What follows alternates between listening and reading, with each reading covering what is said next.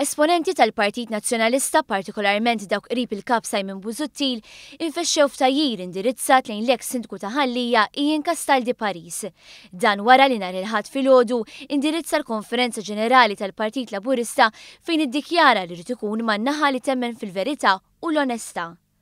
Fost dawk li għajruh kien hemm Niki Attakki li sa ftit ilu kien impjegat tal-Partit Nazzjonalista. Attakki sejjaħ lil Castaldi Paris bħala clown u deskriva lil Partit Laburista bħala dumping site. Il-kandidat tal-elezzjoni tal-Kunsill Lokali David Take qal li Castaldi Paris issieħeb mal-Partit Laburista minħabba gwadan finanzjarju, filwaqt li Wayne Hewitt, kandidat fuq il-Gżira, sejjaħ lil Castaldi Paris bħala opportunist.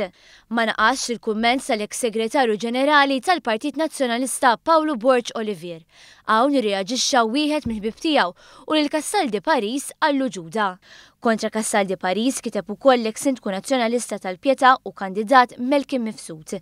Mifsud kien irtira mill-elezzjoni għal President tal-Kullegg meta kien ikkontesta Castaldi Paris u eventwalment kien elett. Fuq il-kumment ta' kien Mifsud ma naqsitx reazzjoni ta' partitari akkaniti nazzjonalisti, bħal George Malija li gburi b'ritratt tal-profil mal-kap Simon Busuttil kiteb li l-Castaldi Paris kellhom bżonn jaqbduh tal-ISIS. ċertu Tony Busuttil għażel li jsejjaħ lil Castaldi Paris bħala Purċinell.